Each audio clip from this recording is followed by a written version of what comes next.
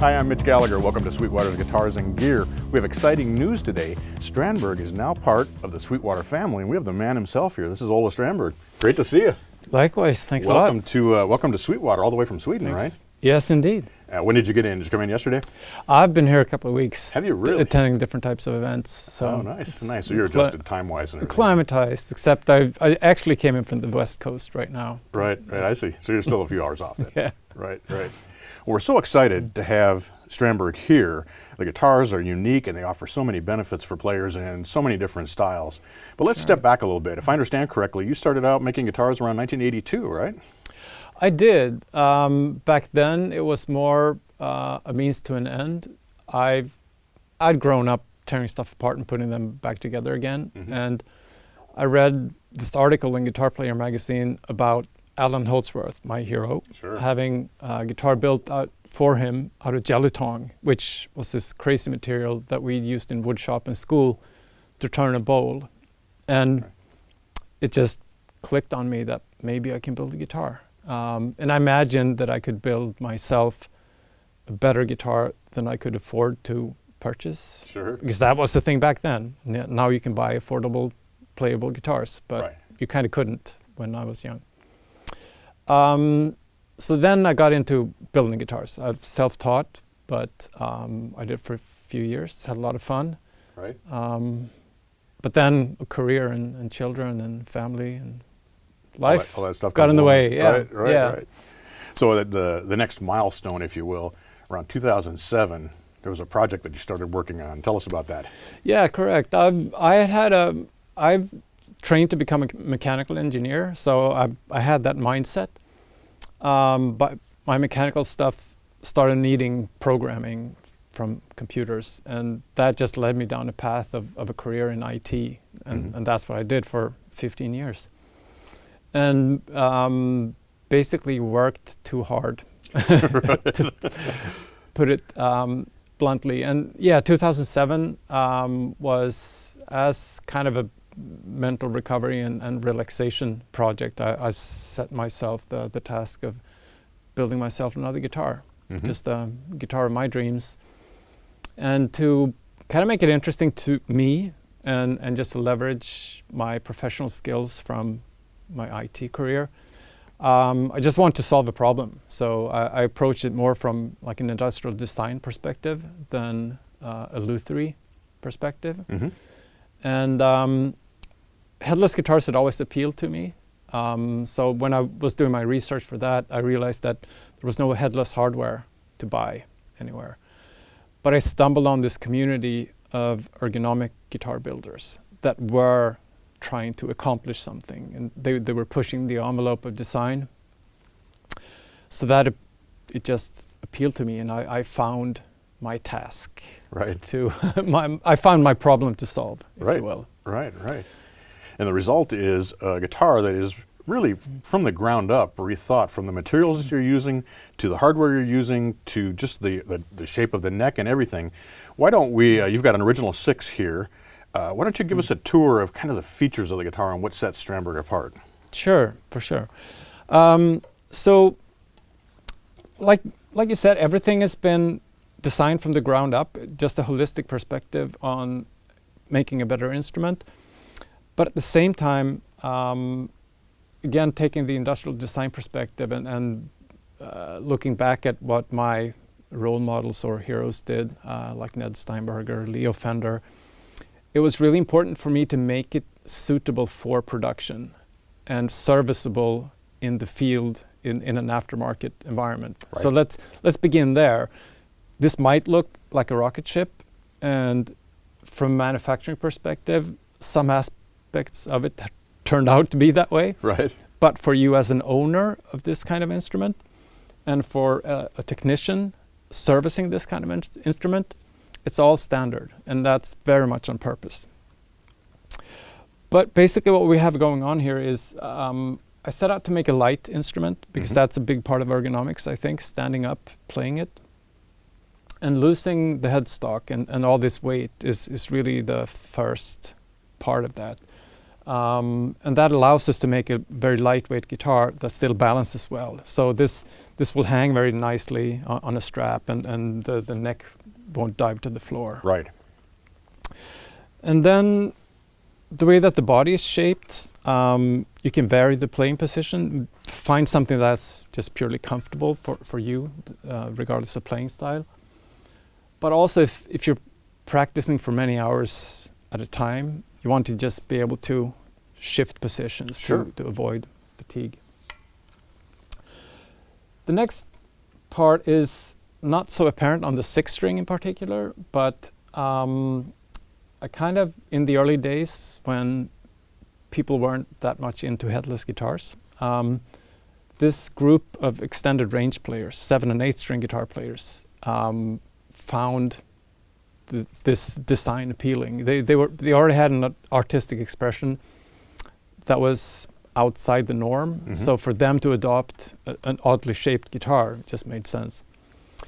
But on 7 and 8 string guitars, putting a longer scale on the bass strings really makes a difference from a tonal perspective. So they utilize what is referred to as multi-scale or fan frets. So the frets are laid out in this fanned manner. On the 6th string, it has infinitely more traditions and I think even more conservative player community. Right. So here, there's a little bit of a fan. So this 25 and a half inch scale length like a Fender, this is 25 inches like a PRS. And it follows very subtly this windshield wiper type motion that you do with your arm. Right. So it aids in how you use your wrist as you play. But it also contributes to just a little chunkier, meatier tone.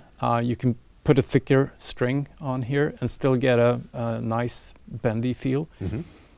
And as you do bends up here, the angle of the frets actually contribute to easier bends. So it fulfills a lot of meaningful purposes, even on the 6th string when it's not as pronounced. But on the 7 and 8, it leans a little bit more, Right. but still taking ergonomics into account. I was surprised when I was playing the guitars, the 6th and the 7th and 8th. I expected that there would be more. I'd have to adapt more to the multi-scale, but actually your hand sits very naturally as it progresses up the neck. Yeah, most people find that they adapt very, very quickly, Mm-hmm. and it's a natural transition.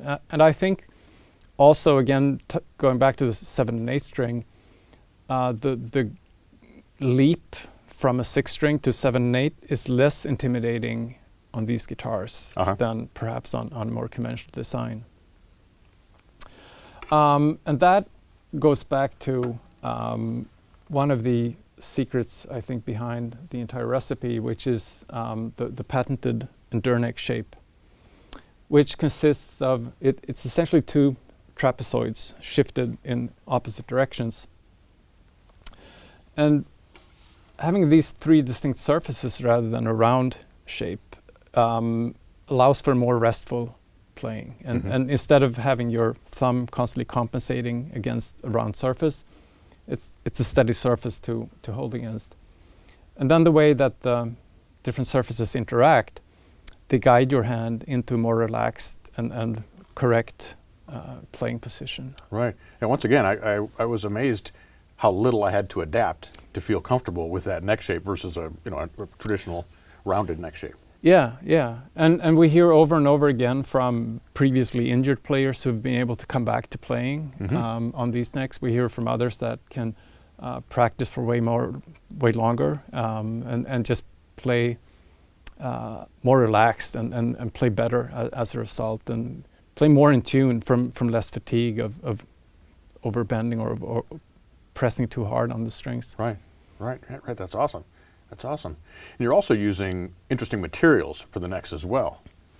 Yeah, so back in the early days, when I did all my research, I was purely after chasing weight. So it started with swamp ash, which it does range in density, but I got the lightest grade swamp ash.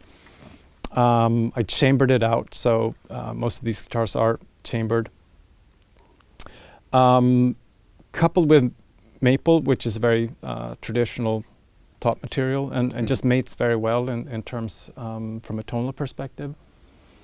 And then the necks, the early days I had envisioned an entire carbon fiber neck, but that turned out to be just too complicated from manufacturing perspective. Okay. And also going back to the ease of maintenance aspect, it would be very intimidating for a lot of techs to receive a guitar with the carbon fiber neck, sure. If it's just dented or whatever. So I went back to using more traditional materials, but having said that, we do laminate all our necks with it's not proprietary, but it's a lamination technique that I came up with. I don't think anyone else had used it prior. So we do laminate our necks with carbon fiber. Mm-hmm. In recent years, we also use primarily roasted maple or baked, torrefied. So it comes under many names. Yeah, right. Right. But it's just a beautiful material, more stable than most. It's not as sensitive to humidity. Right, right. Now you also have come up with unique hardware, both fixed bridges and the tremolo bridges that you're using. Yeah, that's really how the first few years were spent on really perfecting the hardware. Again, I mentioned it before that I wasn't able to find anything to purchase. So having my mechanical engineering background, it was a natural step to try and make them myself. Right. And back then it was really driven by cost and to find the absolute minimum design that would fulfill the function. So that's what I set out to do, just a minimum number of manufactured parts. Right. That would be ultimately flexible for 6-string guitars, 7-string, 8-string, even 9-string, and varying ratios of the fan fretting. Mm-hmm. Because I will build the guitars to order for individual customers, and they all had different requirements.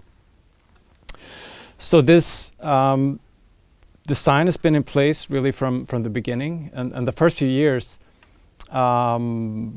I just sold it to other builders, and that took up all my time before I was actually able to build the first complete guitar. But it's definitely an integral part of, mm-hmm. of the system, and I do find that this hardware, which is machined rather than cast from, it's machined from aircraft grade aluminum. Mm-hmm. Nowadays, most other bridge systems are cast from steel or different like brass alloys or zinc. And this comes at a significantly higher cost, but it's definitely worth it, and it contributes quite a bit to the tone, but also it allows us to really achieve the low weight of these guitars. Right, right. And speaking of tone, looking through the product line, you're using Sur passive pickups as well as the Fishman Fluence active pickups. Tell us about the choice of those two types of pickups. Yeah, I think we do want to reach. We want a very versatile pickup that fits a lot of playing styles and that fits in a lot of genres. And I think the easiest conversation to have with the guitar player is like a hot rod PAF kind of humbucker in the bridge, and jazz type, so JB jazz type of configuration. Right. And we just found that Sur pretty much had the perfect pairing of those. So that's a lot of that is for mainstream appeal and versatility. Right. When we went down the production route, earlier there was a lot of flexibility, of course, when we built guitars to order one at a time. But going down the production route, we have to find something that is really flexible, out of the box, sounds amazing in most different scenarios. And in our 6-string range, we find that this pair really does that. Except for in the metal model, where we have Fishman Fluence pickups across the line. So it's Fluence in both the 6, 7, and 8 string. So the choice of Fishman Fluence for the 7 and 8 string lineup, again, it's a very easy conversation to have with most of our 7 and 8 string customers and sort of that target market. It has very good appeal, I think, in that segment, and in the extended range, in handling those lower frequencies and a lot of the style of music that's being played on these guitars. They have a lot to offer. Again, in connection with the Strandberg guitars, which are very fast responding and just responsive and very dynamic.